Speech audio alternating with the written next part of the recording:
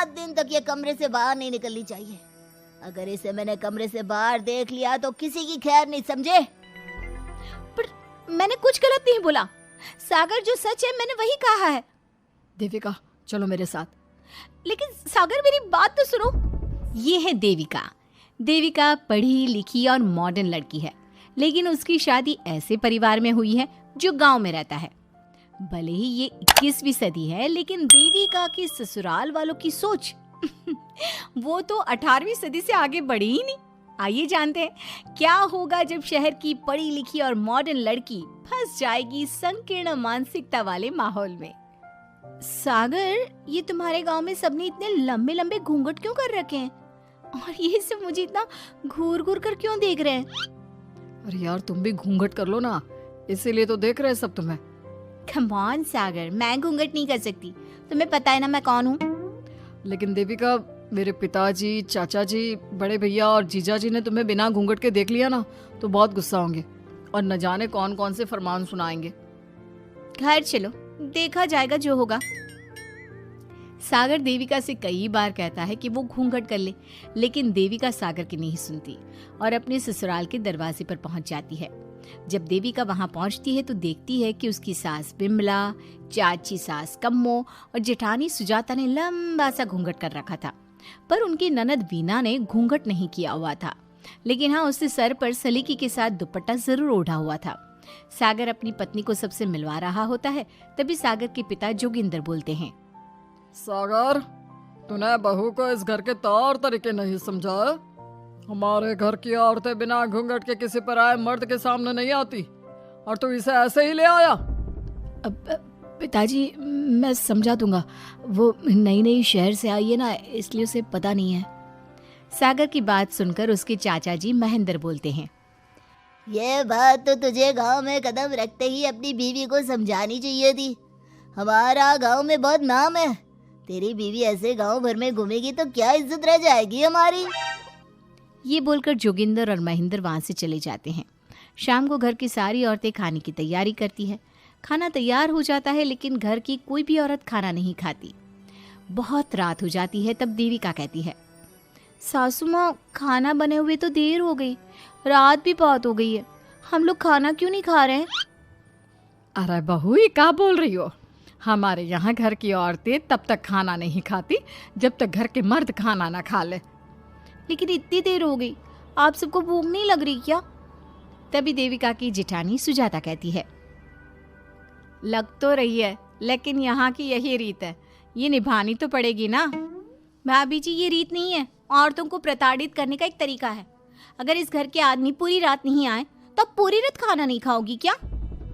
देविका ये बोलकर सीधा सागर के पास जाती है। सागर उसे समझाता है, देविका, यहाँ ऐसा ही होता है, तुम थोड़ा सब्र कर लो, पिताजी और चाचा जी आते ही होंगे, फिर हम सब खाना खाएंगे। सागर देविका को समझा ही रहा था, तभी देविका की ननद वीना आकर कहती है, सागर, खाना खाने आ जाओ, पिताजी और चाचा जी आ गए हैं। चलो देविका, तुम्हारा इंतजार खत्म हुआ। सागर खाने के लिए बैठ जाता है। जब सब खाना खाने बैठते हैं तो देविका भी बैठ जाती है। सागर धीरे से उसे कहता है, अरे देविका, ये क्या कर रही हो? तुम इस तरह हमारे साथ खाना नहीं खा सकती। मगर क्यों सागर, मुझे भूख लगी है, सब लोग खा रहे हैं तो मैं क्यों नहीं खा सकती? ये हमारे घर का नियम है, पहले घर के आदमी खाते हैं और बाद में औरतें। लेकिन सागर, हमारे घर में तो ऐसा कोई नियम नहीं है। देविका और सागर में बहस छिड़ जाती है। तब सागर का बड़ा भाई कहता है, सागर, तेरी बीवी को एक बार में समझ में नहीं आता क्या कि इस घर की औरतें मर्दों के खाना खाने के बाद ही खाना खा सकती है? भैया, मैं देविका को यही समझा रहा था। मुझे तो लग रहा है कि इसके दिमाग में कोई बात ही नहीं बैठती एक बार में। भैया, मेरे दिमाग में बात तब बैठेगी ना जब आपकी बात कोई ढंग की होगी। अरे आखिर क्यों घर की औरतों को आप लोगों की बात खाना मिलेगा? हाँ, अब से पहले घर की किसी औरत ने घर की किसी मर्द से इस लहजे में बात नहीं की थी, इसलिए वो सब देविका की बात सुनकर हैरान रह गए। तभी सागर की जीजा और वीना के पति कल्याण जी कहते हैं, ये क्या है सागर, इस घर की दीवारों को औरतों की इतनी ऊंची आवाज सुनने की आदत नहीं है। अपनी बीवी को बोल जरा होश से काम ले और चुपचाप चली जाए।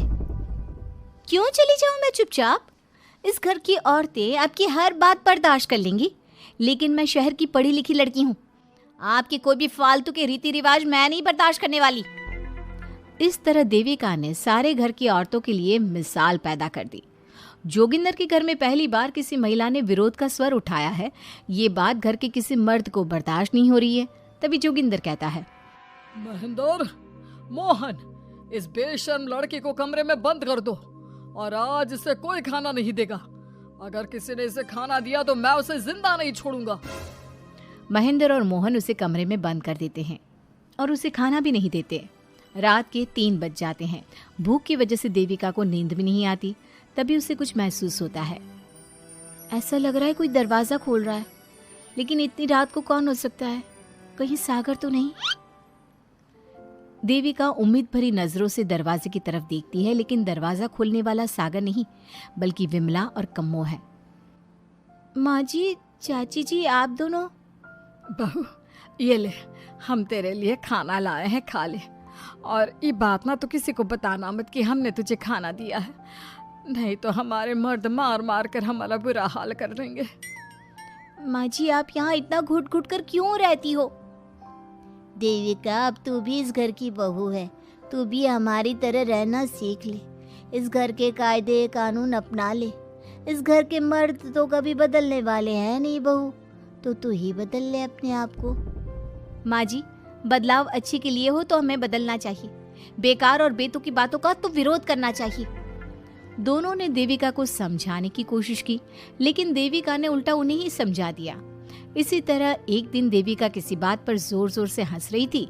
तभी देविका की सास विमला ने उसे टोकते हुए कहा, अरे बहू, तू इतनी जोर जोर से क्यों हंस रही है? हमारे घर की औरत इतनी जोर जोर से नहीं हंसती। विमला अपनी बहू को समझा रही थी कि तभी महेंद्र बोलता है, अरे कम्मो, कौन है ये औरत जो बेशर्मों की तरह जोर जोर से हंस रही है? तभी कम्मो और देविका बाहर आ जाती हैं। जी वो मैं हंस रही थी चाचा जी, अब आप लोग हंसने पर भी पाबंदी लगाओगे क्या? तुम जैसी बदतमीज लड़कियों से मैं बात नहीं करना चाहता, लेकिन कान खोलकर सुन लो, इस घर की औरतें इतना जोर जोर से नहीं हंसती। और हाँ, तुम्हें पहले ही बता चुके हैं कि इस घर की दीवारों को औरतों की तेज आवाज सुनने की आदत नहीं है। इस घर की दीवारों को आदमियों की ऊंची आवाज सुनने की आदत है, लेकिन औरतों की नहीं। चाचा जी, आपके घर की दीवारें तो बहुत दोगली है। हर पाबंदी औरतों के लिए क्यों चाचा जी? औरतें ये नहीं कर सकती, औरतें वो नहीं कर सकती। औरतें सांस ले सकती है या उस पर भी पाबंदी है? चुप हो जाना बहू, मत बोल और घूंघट कर ले। ये तेरे चाचा ससुर है, थोड़ा तो लिहाज कर। कम्मो के समझाने पर भी देविका चुप नहीं होती। वो महेंद्र से ऐसे ऐसे सवाल पूछती है जिनका जवाब उसके पास होता ही नहीं। महेंद्र गुस्से से सागर को आवाज देता है। महेंद्र की आवाज सुनकर घर के सभी आदमी बाहर आ जाते हैं। जी चाचा जी, आपने बुलाया? अपनी मुंह जोर बीवी को यहाँ से ले जाने तो कुछ अनर्थ हो जाएगा। क्या हुआ चाचा जी? तेरी बीवी जिस तरह से मुझसे बात कर रही है, छोटे बड़े की तमीज नहीं है इसे। कम से कम 7 दिन तक ये कमरे से बाहर नहीं निकलनी चाहिए। अगर इसे मैंने कमरे से बाहर देख लिया तो किसी की खैर नहीं, समझे? पर मैंने कुछ गलत नहीं बोला। सागर, जो सच है मैंने वही कहा है। देविका, चलो मेरे साथ। लेकिन सागर, मेरी बात तो सुनो। सागर देविका को वहां से ले जाता है। इसी तरह से कई दिन बीत गए। अब देविका अपने ससुराल में हर गलत बात का विरोध करने लगी, लेकिन जितना ज्यादा वो विरोध करती, उसके ससुराल वाले उस पर उतना ही ज्यादा अत्याचार करते। अब देखना यह है कि देविका अपने ससुराल वालों के अत्याचार को यूं ही सहती रहेगी। क्या उसके ससुराल में घूंघट में औरतों का दम इसी तरह घुटता रहेगा? अगर आप इन सवालों के जवाब जानना चाहते हैं ना, तो हमें कमेंट करके ज़रूर बताइएगा।